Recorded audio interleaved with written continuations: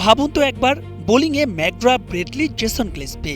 Match যখন ডারউইনের কেন্টসে wicket যখন ব্যাটারদের জন্য মৃত্যু ফাঁদ, সেই বদ্ধভূমিতে দাঁড়িয়ে 20 না পেরোনো টাইগার এক যুবা হাঁকাচ্ছেন back to back 50।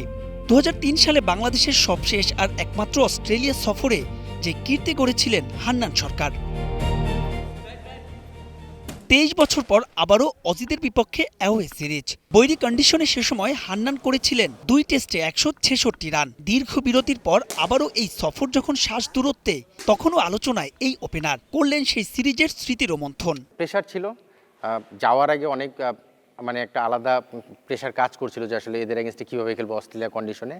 But lakh favour করেছে নিশ্চিতভাবেই। ভালো প্রিপারেশন, ওই সময় যতটুকু আমাদের ফ্যাসিলিটি ছিল সেটার মধ্যে আমি প্রিপারেশন নেওয়ার চেষ্টা করেছিলাম। দিন শেষে ক্রিকেটে সবসময় আমরা একটা জিনিস বলি যে লাকটাও লাগে। সো সেখানে হয়তো আমি সেভাবে ক্লিক করেছিল, রাকও ফেভার করেছিল, সব কিছু মিলিয়ে পারফরমেন্সটা হয়েছিল। স্লেজিং আর অস্ট্রেলিয়া যেন একে অন্যের সমর্থক। টেস্টে যে মাত্রা বাড়ে আরও। 2003 সালে দু দলের ব্যবধান ছিল যোজন যোজন, তবে বর্তমানে ঘুচেছে তা। নর্মালি যে আমরা স্লেজিং যেটা বলি সেভাবে না বলে এমনভাবে একটা কিছু কনভারসেশন বা কিছু কথা বলছিল যেটা হয়তো আমাকে মানে ছোট করার মতো, মানে ডিরেক্ট একটু হয় না যে গালি দেওয়া, সেই বিষয়টা না, কিন্তু একটু পিঞ্চ করে ওই টাইপের একটা কথা, সো টোন বা ওই ধরনের ভাষা ইউজ করেছিল। আমাদের প্লেয়াররা এখন সেই জায়গা থেকে অনেক এগিয়ে। মানে এই 23 বছরে বললাম না যে 23 বছর আগের বাংলাদেশ টিম আর 23 বছর পরে বাংলাদেশ টিমের কিন্তু অনেক পার্থক্য রয়েছে। এখন আমরা যথেষ্ট স্মার্ট ক্রিকেট খেলি। পারফরমেন্স আপস এন্ড ডাউন হতে পারে, ভালো খারাপ হতেই পারে। টাইগার নির্বাচক হাবিবুল বাশার সুমন কদিন আগেই জানিয়েছিলেন অজিদের বিপক্ষে আক্রমণাত্মক ক্রিকেট খেলার পরামর্শ তার। প্রায় অভিন্ন পরামর্শ হান্নান সরকারেরও।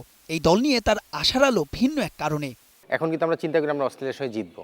অস্ট্রেলিয়া নিশ্চিতভাবেই ভালো একটা দল, স্ট্রং দল হিসেবেই তারা স্কোয়াড দিয়েছে। বাট স্টিল আমরাও কিন্তু টেস্ট ক্রিকেটে অনেক এগিয়ে এসেছি 23 বছর আগের সঙ্গে কম্পেয়ার করলে।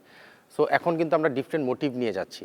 তখন আমরা যখন গিয়েছিলাম তখন আমরা ম্যাচটাকে কীভাবে 4 দিন বা নিতে পারি বা ড্র করতে পারি, ড্র আসলে অসম্ভবই ছিল অনেকটা, বাট কীভাবে আমরা ম্যাচটাকে লম্বা করতে পারি। বাট এবার কিন্তু আমরা যাচ্ছি কীভাবে আমরা ম্যাচটা জিতে আসতে পারি। সো এই যে 23 বছরের যে দূরত্বটা, সেই দূরত্বে কিন্তু আমাদের মানসিকতারও চেঞ্জ এসেছে। অজি কন্ডিশনে অন্য সবার মতো নাহিদ রানাকেও মিস করবেন হান্নান সরকার, তবে মেনে নিয়েছেন বাস্তবতা। এই দলকে নিয়ে হচ্ছেন ইতিবাচক। মাহবুব রিমন, স্টার প্লে, ঢাকা।